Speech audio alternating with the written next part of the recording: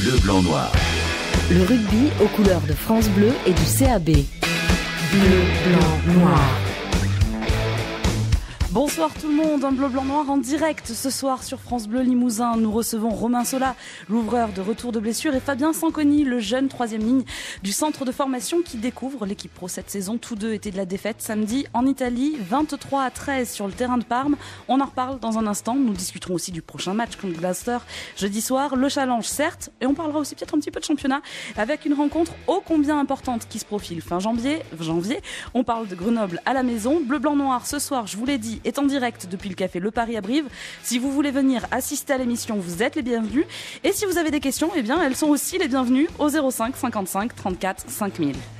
France Bleu Limousin, radio officielle du CAB. Bonsoir tout le monde, Fabien Sanconi avec nous ce soir, bonsoir. Bonsoir. Un peu chambreur le garçon, ça commence bien. Romain Sola, bonsoir. Bonsoir. Et Benjamin Pommier, journaliste à La Montagne, notre confrère, bonsoir. Bonsoir Marie, bonsoir à toutes et à tous. La première question, c'est pas habituel, mais elle est pour vous. Est-ce que le voyage à Parme s'est bien passé ? Très bien, écoutez, je vous remercie. Un très beau voyage culturel avec un petit peu de sportif le samedi après-midi. Non, c'était très intéressant, un week-end enrichissant. Tout petit peu de sportif. 80 minutes. Est-ce que vous êtes revenu avec du jambon ou d'autres spécialités en dehors des valises bien pleines ? Romain ? Non, on a... Malheureusement, on est revenu avec beaucoup de frustration de cette défaite, mais rien de plus, voilà. Non, il n'y a pas eu de non, il n'y a pas eu jambon, d'extra, non. Rien du tout, rien à se mettre sous la dent. La Dolce Vita, on l'a même pas vu. Non. C'est dommage ces déplacements, pourtant c'est peut-être l'occasion de fédérer un groupe. Fabien ? Oui, mais c'est pas pour ça qu'il n'y a pas eu une bonne ambiance quand même dans le groupe, même malheureusement avec la défaite, ce qui est dommage. Ça aurait été encore mieux si on aurait été allé gagner à Parme. Bon, ça on en reparle dans un instant de cette défaite, on va y revenir sur l'aspect sportif, je vous le répète et le redis, cette émission est en direct, cela veut dire que vous pouvez nous appeler et venir discuter avec nous au 05 55 34 5000. France Bleu, France Bleu, France Bleu Limousin. Bleu, blanc, noir. Le rugby aux couleurs de France Bleu et du CAB. C'est l'heure, messieurs, de rentrer dans le vif du sujet. On va commencer. Bien, Benjamin Pommier, vous étiez sur place, on l'aura compris. Un petit résumé du match ? Je crois que en un mot, le match tient ce qu'a dit Romain de la frustration, parce que voilà, les brévistes ont commencé la rencontre, ont pris la rencontre par le bon bout, avec beaucoup d'engagement en défense notamment, du réalisme au pied, une très bonne conquête notamment en touche, beaucoup de contres en touche avec Kieran Murphy et Joey Wanivi qui a remplacé après le Gallois, et un très bon début de deuxième période avant progressivement de s'écrouler avec 2 cartons jaunes aussi. C'est compliqué pendant 20 minutes de jouer à 14 contre cette équipe des Zèbres qui en fin de rencontre a fait rentrer ses joueurs cadres, ces internationaux italiens. Donc voilà, la machine italienne entre guillemets a repris le dessus, même si le match était largement à la portée des brévistes. Romain, je vais me tourner vers vous. Oui. Selon les mots de mes confrères, vous étiez bougonnant à la fin de la rencontre. À quoi ça se joue vraiment ? Ce sont ces 2 cartons qui ont changé la donne ? C'est la rentrée des internationaux ? Qu'est-ce qui a fait la différence ? Non, je crois que on se perd un peu le match un peu tout seul. Je crois que voilà, vers la 60e, il y a eu une baisse de régime au niveau de l'engagement, et tout simplement, et voilà, et donc moins d'engagement, donc on subit, et si on subit, on fait des fautes, et ces fautes ont amené les cartons notamment, donc voilà, c'est un enchaînement de petits détails qui fait que le match on l'a en main, et puis il nous échappe voilà, sur des petits détails, comme on dit. C'est toujours le point qui achoppe, hein, les petits détails, l'engagement, c'est ce qu'on répète depuis le début de la saison dès qu'il y a un match. On pourrait penser pourtant que les leçons ont été apprises depuis le début de saison, que ce soit en championnat ou en challenge. Oui, c'est vrai qu'à chaque fois on parle de ces termes-là. Après maintenant, voilà, sur chaque match, il faut maintenir ce degré de concentration le plus longtemps possible dans la partie pour réaliser de bonnes choses et éviter ces trous d'air qui nous font perdre pied et qui nous font perdre le match. Fabien, devant, ça s'est bien passé ? Oui, après en conquête en touche, on a été bon, comme a dit Vincent, et sinon après Benjamin, c'est pas grave. Pardon, excuse-moi. Mais après, c'est vrai qu'après on a eu un problème, c'est en mêlée, on a un peu subi, on a pris un essai de pénalité, même après des pénalités qui nous ont coûté 3 points derrière, et ça a fait, je pense, un peu basculer le match. bon, je le disais, ça a bien passé, parce que ce que j'ai pu discuter avec vous, Benjamin, c'est qu'il y avait 2 joueurs qui surnageaient parmi d'autres, et ils sont en face de nous ce soir. Ouais, Romain Sola était très bon dans l'occupation au pied, 100% de réussite face au perche, une occupation juste, un jeu au pied long qui a permis aux brévistes de souffler un petit peu lorsque la pression italienne se faisait plus dense. Et puis Fabien Sanconi pour sa 3e titularisation avec le groupe pro, qui s'est donné, qui s'est démené, beaucoup d'engagement défensif aussi, une bonne tenue en mêlée derrière, qui a essayé de sortir les ballons quand la mêlée bréviste était sur le reculoir, ce qui est pas forcément facile à faire quand ça recule. Donc voilà, 2 bonnes prestations, mais insuffisant pour que le collectif bréviste fasse la différence. Est-ce que je me trompe en disant que sur le challenge, on le sait, hein, c'est une période où on lance des jeunes joueurs, où on donne du temps de jeu à certains qui n'en ont pas eu depuis un petit moment, c'est chacun pour soi finalement, et que le collectif manque un petit peu? Beaucoup? Romain, peut-être? Ouais, le collectif manque beaucoup, puisqu'on voit que d'un match à un autre, c'est pas toujours les mêmes joueurs, donc les automatismes ne se créent pas. Maintenant, on est des joueurs professionnels, on s'entraîne tous ensemble toute l'année, donc c'est pas une excuse pour autant. Mais voilà, l'erreur serait de tomber dans l'individualisme justement et qui pénaliserait le collectif. Donc voilà, il y a un équilibre à trouver entre l'individuel et le collectif, et essayer d'être le plus juste possible pour pouvoir faire un bon match. C'est la première saison que Brive a autant de mal en challenge européen, la première saison que Brive va finir dernier probablement de la poule. Ça n'était jamais arrivé depuis tout le temps où Brive participe. On pense bien sûr à la Coupe d'Europe 97 et ainsi de suite. Comment on explique cette année que ce soit aussi difficile? C'est le fait qu'il n'y ait plus d'enjeux, puisqu'on sait qu'il n'y a plus de tickets au bout d'enjeux sportifs, je parle, de tickets pour la Coupe d'Europe. Oui, après c'est vrai que le début de cette campagne européenne a pas été bon. Et du coup, en perdant à domicile contre les Italiens, en perdant presque tous nos matchs, après, forcément, les derniers matchs, il n'y a plus rien à espérer. Donc forcément, il n'y a plus rien à jouer. Donc voilà, c'est toujours malheureux d'en arriver à cette situation. Mais voilà, c'est comme ça, le constat, il est là. On n'a pas gagné un match pour l'instant. Et ça serait bien de repartir avec au moins une victoire à domicile, au moins pour le dernier match, ça serait pas mal. La composition de la poule est aussi différente. Les autres années, il y avait aussi Bucarest, sans faire offense à ses équipes, mais Bucarest, Calvisano, voilà, c'est quand même un cran en dessous des Zèbres. On le rappelle, qui joue le Pro 12, qui chaque week-end affronte le Munster, affronte Leinster, affronte toutes ces équipes irlandaises. Et puis il y a aussi Gloucester qui redescend de la Coupe d'Europe, qui compte 8 ou 9 internationaux gallois, anglais et irlandais. Donc voilà, la composition de la poule. Effectivement, Brive est en dessous de ses performances, mais la composition de la poule est bien meilleure que les années précédentes. Ça, c'était Benjamin. Fabien, Gloucester, qui se présente c'est jeudi soir, qui descend de Coupe d'Europe, effectivement, gros défi. Ah oui, gros défi. C'est une très grosse équipe avec de multiples internationaux.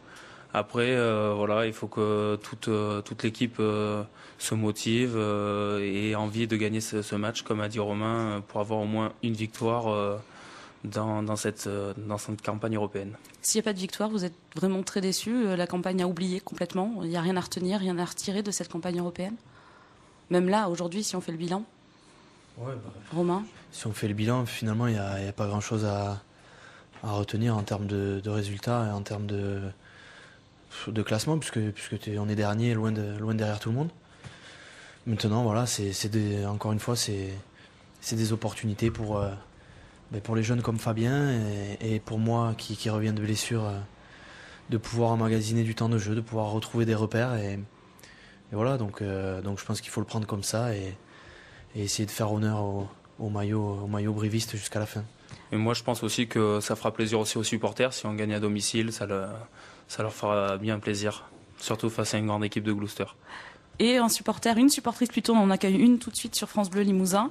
C'est Marie de Messac, je crois, qui est avec nous. Bonsoir. Bonsoir. Peut-être une petite question? Oui, ce serait pour Romain Sola. Oui. Comment il s'est senti sur le match face à Parme et s'il arrive à retrouver les sensations qu'il avait avant sa blessure. Bonsoir Marie. Ouais. Écoute, sur le match de Parme, je me suis senti plutôt bien. Voilà, j'ai respecté ce qu'on attendait de moi, pardon. Voilà, donc je suis plutôt satisfait de ma performance. Maintenant, il y a encore des choses à travailler, mais je sens que ça revient et voilà, je suis plutôt satisfait de moi. Ouais. Merci Marie. Une autre question peut-être ? Pour Fabien Sanconi, donc pour savoir qu'est-ce que ça lui fait de jouer avec les pros comparé aux espoirs, parce que je pense qu'il y a quand même une bonne différence de niveau, pour savoir si c'est pas trop dur pour s'intégrer avec les pros. Bonsoir Marie. Non, en fait, moi je suis super heureux de jouer avec les pros. C'est vraiment une expérience enrichissante. C'est là où justement on voit le haut niveau. Et c'est vrai que après il y a vraiment une différence entre espoir et professionnel. C'est pas pareil du tout. Et puis aussi il y a tous les professionnels, tous les joueurs de l'équipe aident les jeunes à s'intégrer. Et franchement il y a pas de souci avec ça. C'est un vrai plus de s'entraîner avec les pros. Merci beaucoup Marie de nous avoir rejoints ce soir. Merci pour vos questions. Vous remporterez peut-être le ballon tout à l'heure. Fabien, c'est un vrai plus de jouer et de s'entraîner avec les pros, de pouvoir profiter de leur aide. On peut l'appliquer en championnat espoir ? Ah, bien sûr. Ça, au quotidien, moi j'ai la chance de m'entraîner le début de semaine avec eux. C'est vrai que c'est vraiment un plus. J'essaye après, quand je redescends avec les espoirs, de prendre les conseils que j'ai eu la semaine et les appliquer le week-end.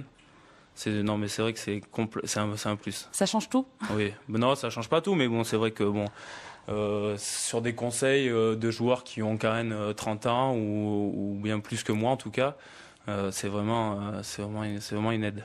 Et on aboutit à 3 titularisations, 4 feuilles de match, des sensations qui ne doivent pas être tout à fait les mêmes sur le terrain quand même. Par rapport à espoir ? Par rapport aux espoirs, ouais. Ouais, bien sûr, parce que déjà on joue quand on joue contre Gloucester, où il y a de multiples internationaux et qu'on passe après le week-end en espoir, où c'est des joueurs qui essayent d'avoir le niveau professionnel. C'est différent, mais bon, il faut prendre chaque match comme il vient et avoir toujours le même objectif de gagner et de faire gagner son équipe surtout. Les impacts sont plus forts ? Moi je trouve que après oui bien sûr c'est plus fort bien sûr parce que c'est pas du tout le même niveau de jeu, mais après c'est question de mental aussi. Romain Sola de retour en forme sur le terrain, Fabien Sanconi, un petit jeune qui monte. Ce sont nos 2 invités ce soir dans Bleu Blanc Noir.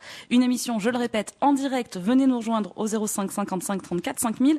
Dans un instant, nous ferons un long point infirmerie et reviendrons sur ce débat qui agite le rugby français. Ce sport est-il devenu trop dangereux ? Pour débattre avec nous, c'est le 05 55 34 5000. Ça. France Bleu Limousin, radio officielle du CAB. Bleu, blanc, noir, ce soir, nous sommes ensemble jusqu'à 20h avec Romain Sola et Fabien Sanconi. Dans cette deuxième partie, nous allons discuter des blessés et d'abord, on va prendre des nouvelles de tous les absents corréziens. Benjamin, la liste est longue. Alors, qui est absent ? Pour combien de temps ? Et pourquoi ? On va peut-être commencer déjà par les absences de longue durée. Guillaume Ribes, Arnaud Mignardi, Thomas Larangera. Ouais, ça fait beaucoup. C'est pratiquement la colonne vertébrale de l'équipe, l'une des colonnes vertébrales de l'équipe. Il y a aussi Putassili Wafutu qui était blessé. Thomas Sanchou. Donc Guillaume Ribes, c'était pour l'épaule, absent Ouais. jusqu'à la fin de saison. Arnaud Mignardi, un genou, absent jusqu'à la fin de saison. Thomas Larangera. L'épaule aussi. Putassili Wafutu qui avait un petit souci au cervical. Pete Marais, c'était la cheville qui avait souffert à Bordeaux. Quand est-ce qu'on les verra de retour ? C'est une bonne question. Pour une fois, on a tendance à dire que le challenge n'arrive pas toujours au bon moment pour Brive, qui vient couper souvent la dynamique en top 14. Là, ces 15 jours, là, ça a fait du bien. Ça va permettre aux organismes brivistes de se régénérer et de peut-être enregistrer des retours pour le match contre Grenoble, qui est la principale priorité du moment. Thomas Sanchou, une pubalgie, absent pour quelques semaines encore, facile. Ouais, il me semble. Domenico Wakane-Bourtou qui avait pris un petit coup au genou, Benito Massilevu et Malakai Radikelike qui avaient été touchés à l'épaule contre Clermont lors du derby. C'est des retours qui pourront peut-être être effectifs et enregistrés dans les prochaines semaines, dans les prochains jours. Faudra voir comment va se dérouler les prochains jours. Bon, rassurez-nous tous, Parme, ça a été sans trop de douleur. Il n'y a pas eu trop de blessés sur place. Romain, une petite cheville douloureuse, mais très vite fait. Ouais, juste une cheville inflammatoire, mais rien de grave. Et sinon, pas d'autres blessés.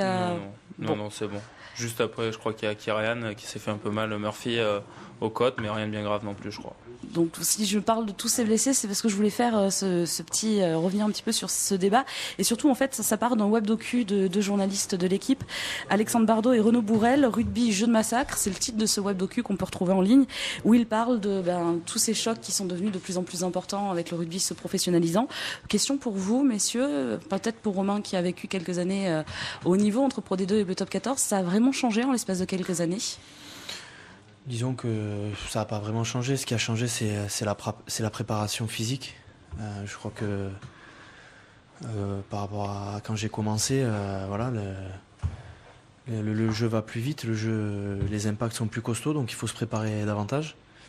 Donc forcément, les chocs sont plus violents, et donc si les chocs sont plus violents, forcément ça occasionne des blessures de plus en plus graves et longues. Voilà, moi, c'est vrai que quand j'ai commencé, il y avait quelques ligaments croisés par-ci par-là, mais maintenant il y en a au moins une dizaine ou une quinzaine par an. Il y a des ruptures de tendons, notamment au biceps, qui apparaissent. Donc c'est vrai qu'il y a de nouvelles blessures qui arrivent. Il y a beaucoup de chocs au niveau de la tête. Donc il y a des mesures qui ont été prises, mais après voilà, c'est aussi un sport de contact et de combat, donc il faut pas non plus dramatiser, mais c'est vrai qu'il faut se préparer en conséquence, et la préparation physique devient de plus en plus importante. Ouais. De plus en plus nécessaire, certainement aussi. Ouais. Et vital, ouais, c'est vrai. Et c'est justement, on va revenir sur votre cas personnel quelques secondes, c'est justement pendant la préparation cet été que vous étiez blessé? Ouais, après moi c'est un concours de circonstances qui a fait que je me suis blessé au poignet, mais voilà, c'est une blessure qui est indépendante d'un choc vraiment rugbystique. Voilà, malheureusement j'ai pris un ballon dans la main mal placé, et ça m'a cassé le poignet. Donc voilà, on peut pas dire que ça soit lié vraiment à la rudesse du rugby, quoi. Voilà. C'était pour revenir sur votre cas personnel, ouais. En plus vous revenez et vous vous reblessez derrière. Quand c'était en challenge européen, je pense, je me trompe dans mes fiches, tout va bien. non, parce qu'il y avait le poignet, effectivement, et tout va bien. Non, tout va bien. Je viens de nager à l'antenne. Bon, on va repasser sur notre débat ce soir. Je voulais vous demander, est-ce que c'est un peu effrayant, du coup, est-ce que c'est un petit peu, on peut des fois se dire, on va y aller à reculons à l'entraînement, par exemple, on ne se met pas à 100% d'engagement pour pas se blesser? Non, au contraire, justement, si à l'entraînement, on s'y donne pas, et justement on a peur de se faire mal ou d'y aller un peu à reculons, c'est là où justement on risque de se faire mal. C'est pour ça que je pense qu'il faut s'entraîner comme on joue, et on joue comme on s'entraîne. Est-ce que jeune joueur comme vous êtes, Fabien, à 18-19 ans aujourd'hui, ouais. Cet avenir professionnel qui peut se profiler, qui se profile pour vous, est-ce que vous l'envisagez d'une manière incertaine, en vous disant il y aura peut-être des blessures, il faut que je prépare autre chose Déjà le rugby c'est qu'un certain temps, donc déjà oui pour ça, et après juste au niveau des blessures, après ça c'est comme disait, je sais pas, ça arrivera quand ça arrivera, quoi. Après je pense pas à la blessure spécialement, quoi. On vit pas avec une épée de Damoclès au-dessus de la tête en essayant d'en profiter? Non, pas du tout. Moi perso non, mais après je sais pas toi, Romain. Non, après malheureusement la blessure fait partie du sport, quoi. Fait partie de ce sport, donc mais c'est sûr que des fois c'est des coups d'arrêt de 3 mois, 4 mois, 6 mois. Mais justement il faut essayer de s'en servir pour justement se préparer davantage, pour se muscler davantage. Et puis aussi quand il y a de longues blessures, pourquoi pas préparer son avenir aussi d'après-carrière. Ça laisse du temps pour y réfléchir et pour préparer justement cette après-carrière. Et s'occuper de ses enfants. Et s'occuper de ses enfants, ouais, exactement. C'est pas mal de boulot. Ouais. Surtout avec un petit dernier qui vient d'arriver. C'est ça. Benjamin, si on revient un tout petit peu sur l'effectif rugbyiste de l'infirmerie, il y a une énorme différence entre l'année dernière et cette année. L'année dernière, l'infirmerie, on va pas dire qu'elle a été vide tout du long, mais ça a été quand même relativement restreint. Et on a l'impression que cette année, Brive n'échappe pas à la malchance, quoi, tout simplement. Oui, c'est dommage quand on lutte pour le maintien, et que chaque semaine on peut pas se permettre de faire d'impasse et qu'on doit jouer les matchs même à l'extérieur, surtout à l'extérieur, qu'on doit essayer d'aller grappiller des points. Effectivement, c'est très handicapant. Surtout quand on perd, comme on l'a dit tout à l'heure, Thomas Larangera, Guillaume Ribes et Arnaud Minardi qui sont des leaders et des joueurs clés à leur poste respectif. C'est très compliqué, mais voilà, on a vu les Brévistes qui ont su faire front contre Oyonnax, contre Bayonne. C'est cette solidarité, cette cohésion dans le groupe, et il y a un groupe de 35-40 joueurs, et c'est ces 40 joueurs qui vont devoir tous se surpasser pour arriver à l'objectif maintien. Du coup, il y a eu 2 jokers médicaux qui sont arrivés à Brive. On reparle d'Anton Pekrishvili et de Chris Tuatara-Morrison. Arriver comme ça en cours de saison, les intégrer, ces joueurs-là, c'est compliqué. Ça se fait naturellement, parce qu'il faut venir et s'intégrer au groupe, quoi. Il faut réussir à... Pour les deux joueurs que tu as cités, ça s'est fait assez naturellement. Ils se sont fondus dans le groupe assez naturellement. Voilà, c'est des garçons qui s'intègrent bien, qui travaillent. Et donc voilà, pour eux, l'intégration s'est plutôt très bien passée. Ouais. C'était plus simple aussi pour eux parce qu'ils connaissaient le top 14. Tuatara Morrison venait de Castres, Pekrishvili avait aussi joué à Castres. C'est plus facile d'intégrer des garçons qui ont évolué en top 14, qui connaissent le climat aussi pour s'intégrer, c'est beaucoup plus simple. Pour revenir... Ce qui est bien aussi, c'est qu'Anton est géorgien, il y a d'autres géorgiens dans l'équipe, et pour Chris, il y avait Alfie Mafi qui avait joué avec lui en Australie.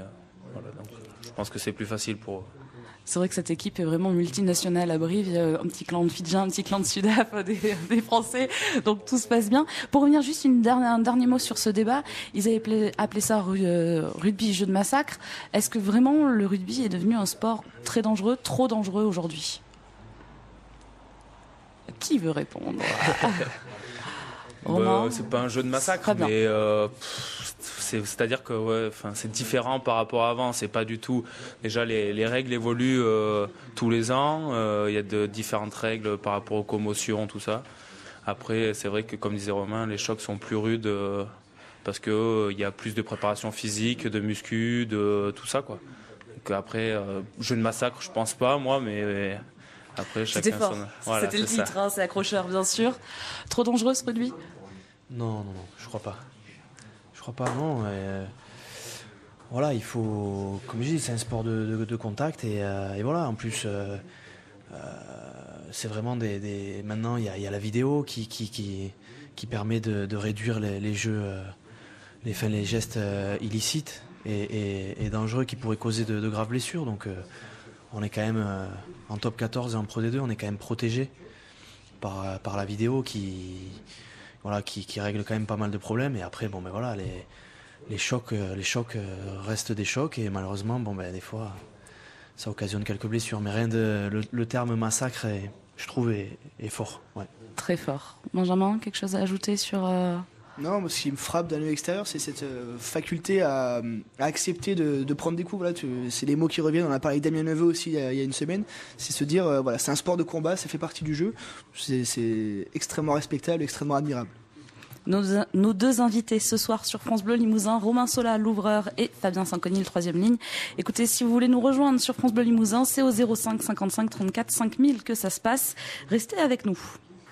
France Bleu Limousin, radio officielle du CAB. C'est la dernière partie de ce bleu blanc noir. On va quand même aborder un petit peu le top 14, un match très important qui se profile à la fin du mois. On parle bien sûr de Grenoble. Romain, vous étiez du match à Clermont. Là, c'est un tout autre objectif pour Brive.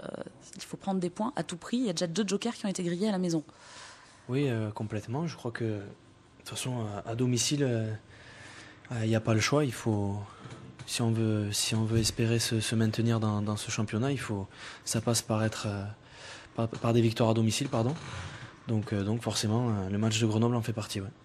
Grenoble, sur quoi ça va se jouer ? Comment on qualifie cette équipe aujourd'hui ? Quels sont les points forts de cette équipe ? C'est une équipe qui est capable de proposer du jeu, qui est capable aussi de le restreindre s'il faut. Ils ont les joueurs qui sont notamment la charnière qui est capable de gérer un peu tout ça, notamment Vigneski qui fait un très bon début de saison et qui est capable d'imprimer le tempo sur le match et est capable de gérer les temps forts, les temps faibles. Donc voilà, il faudra se méfier de ce joueur. Mais après, ils sont costauds à peu près partout aussi. Donc voilà, c'est une équipe qui est redoutable et il faudra se méfier. Ouais. Alors je sais, ça se fait jamais dans le sport de compter sur une mauvaise performance de l'adversaire, mais est-ce que Grenoble, fin janvier, peut faire comme la saison dernière, commencer à lâcher complètement la chose? Est-ce on peut en discuter peut-être dans les vestiaires, je sais pas? Non, je pense pas. Je pense que le championnat là, il est très serré. Il y a personne, il y a aucune équipe qui se détache vers le bas. Toutes les équipes s'accrochent et sont encore et peuvent encore on s'aperçoit qu'une défaite nous plonge vers les profondeurs du classement et une victoire peut t'amener à la 8e place, donc rien n'est fait encore, donc tout le monde s'accroche et on peut pas penser une seconde que Grenoble lâche pied contre nous dans 15 jours. Vous le dites, tout est encore possible. Est-ce que ça veut dire que Brive peut viser plus que le maintien? C'est-à-dire peut-être ces fameuses 6 premières places. Est-ce qu'on... Je crois que c'est ambitieux. Non, bien sûr, non, mais je crois que l'objectif principal, c'est déjà de se maintenir et ça sera une belle performance. Et après, bien sûr, si au fur et à mesure de l'évolution de la saison, s'il y a possibilité de jouer plus, bien sûr que ça se fera, mais je crois que le premier objectif déjà c'est dans 15 jours et il ne faudra pas manquer ce rendez-vous. Voilà. On va parler championnat espoir aussi un petit peu, on va en profiter de votre présence Fabien à notre micro. Week-end difficile pour vos coéquipiers, vous avez suivi le match? Non, moi j'ai su juste le score à la fin. Aïe. Ouais, ça a été difficile, on y était avec une équipe un peu remaniée. C'est vrai que c'est dommage, on a pris 66 points à 36. Bon, on a marqué quand même 5 essais, mais bon, c'est vrai que c'est à Toulon. Mais bon, on a pris 10, donc c'est pas bon. C'est sûr que le décompte n'y est pas. Non. Sur l'ensemble de la saison, c'est la période de challenge, c'est la période où c'est le plus perturbé pour les équipes qui jouent ces Coupes d'Europe. C'est vrai que ça fausse complètement le championnat. Mais après, je pense que pour les équipes de top 14, ça fausse un peu pour toutes les équipes qui sont dans la poule 1 espoir. Après, c'est une aubaine pour les jeunes joueurs comme moi. Et c'est vrai qu'après, au niveau espoir, il y a pas mal de montées, comme à Brive, où ils font jouer pas mal de jeunes. Donc après, ça fausse un peu le truc. Mais bon, c'est vrai qu'après, au niveau du classement, ça se fait ressentir. Et j'espère qu'on va se qualifier d'ailleurs. Il y a toujours des chances. Oui, non, mais bien sûr, c'est serré. Et puis il n'y a plus de challenge après cette semaine. C'est ça, il n'y a plus de challenge, donc après... Mais il y a du top 14. Est-ce que c'est un objectif personnel pour vous d'essayer de faire une apparition sur une feuille de match avant la fin de saison? Bien sûr, j'aimerais bien, mais après c'est le choix des coachs. Moi je suis prêt pour jouer s'ils veulent, mais bon après c'est leur choix et je comprends tout à fait que pour l'instant c'est pas tout de suite quoi. On va le répéter, vous avez quand même que 19 ans, originaire de l'Arche, si j'ai bien tout suivi. C'est ça, originaire de l'Arche. Vos premières années au rugby? À l'Arche, oui, à l'école de rugby de l'URCC. D'ailleurs, je leur fais tous un coucou à tous ceux qui jouent et aux jeunes joueurs et aux animateurs. Et après, pour suivre, vous avez quitté l'Arche à quel âge pour venir au CAB? J'ai quitté l'Arche à 13 ans, je suis allé en minimum 2e année au CAB. Et voilà, après j'ai fait le cursus classique et maintenant je joue en espoir au CAB. Et international moins de 20 ans, si je ne me trompe pas. C'est ça. Grande fierté, je suppose. Moi je suis content pour moi, c'est surtout ma famille, tous mes proches qui sont contents, mais oui. Et ça se poursuit pour l'instant avec ces feuilles de match-là en challenge européen, peut-être le top 14 envisagé. Benjamin, qu'est-ce que vous en pensez? Il y a du monde en 3e ligne pour voir Fabien Sanconi peut-être en top 14, mais pourquoi pas? Il y a du monde, mais il y a aussi pas mal de blessés, comme on l'a dit tout à l'heure. Donc voilà, il pourra peut-être aussi profiter du déplacement à Toulon, ce fameux déplacement à Toulon où le staff fait un peu tourner. Donc voilà. C'est presque un match de challenge. C'est Toulon. presque un match de challenge. Ouais. Donc voilà, Fabien a un bel avenir tracé devant lui. Voilà, il fait partie de 3e ligne centre moderne, capable de jouer aussi balle en main, assez rapide. Donc voilà, effectivement, il aura sûrement l'occasion de se montrer d'ici la fin de la saison avec l'équipe première. Et puis un profil différent de celui de Sissako Yamaïbolé pour le coup, parce que d'un côté on a un tracteur et de l'autre côté on a quelqu'un qui est assez technique. Oui. Bon, il y en a d'autres. Difficile de comparer même. Voilà. Mais effectivement, oui, il y a plusieurs profils. C'est ce qui fait la force de 3e ligne aussi au CAB. C'est qu'il y a 7 joueurs qui sont très différents et aussi très complémentaires. C'était le mot avant de passer au carton sur France Bleu Limousin. Nous approchons donc de la fin de l'émission. France Bleu Limousin, radio officielle du CAB. Le ballon de l'émission d'il y a 2 semaines a été remporté par quelqu'un d'Argentas. Ce n'est pas Daniel, c'est Hélène qui a remporté ce ballon. Pour celui qui va être signé ce soir par nos invités, eh bien, ce sont eux qui vont sélectionner la question qu'ils ont le plus appréciée. Je pense que ça risque d'être assez simple vu qu'il n'y en a eu qu'une seule. Mais on sait jamais, hein, si vous avez envie d'inventer un auditeur, pourquoi pas. Et je vous donnerai donc le vainqueur. On se demande bien qui c'est lors du prochain BBN. Ce sera dans 2 semaines. Allez, ça y est. Les carton blanc, carton noir. On commence par vous, Benjamin Pommier.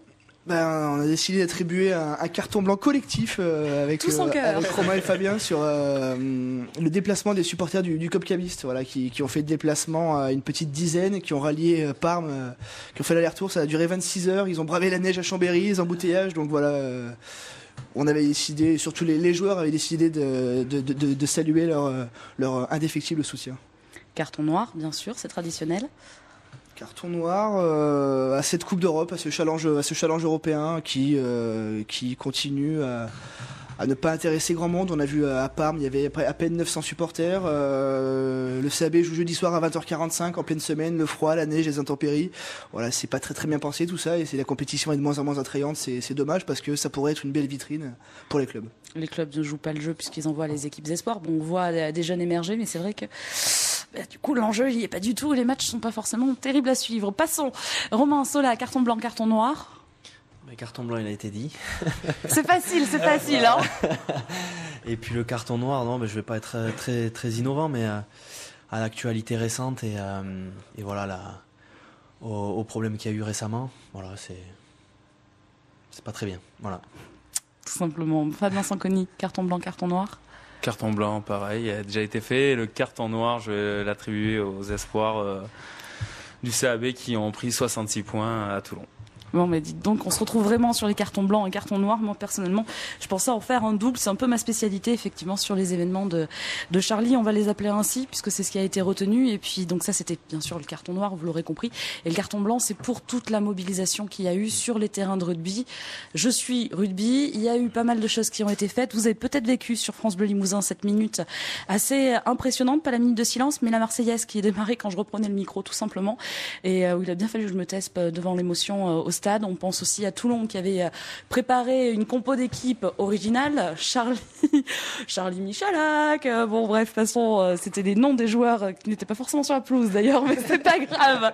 Les prénoms des joueurs qui avaient été modifiés, le pilou spécial. Donc c'était une belle mobilisation autour de ces événements. Merci messieurs d'être venus parmi nous ce soir. Romain Sola. Merci. Fabien Sanconi, merci beaucoup. Benjamin Pommier, merci d'être venu aussi nous partager votre analyse. Merci aux techniciens. Pierre Rousseau ici, Nicole Pasco en studio à Limoges. Merci à vous de nous avoir suivis. Le prochain rendez-vous sport sur France Bleu Limousin, eh bien, ce sera du basket demain soir. Vous retrouverez Jérôme Osterman pour le 2e match à la maison du CSP en Eurocup. Les Limougeaux reçoivent les Italiens de Canton. On les retrouve partout, ces Italiens. Coup d'envoi à 20h, mais avant match sur France Bleu Limousin dès 19h15. Et avant de retrouver les infos, tout de suite, un dernier morceau sur France Bleu Limousin.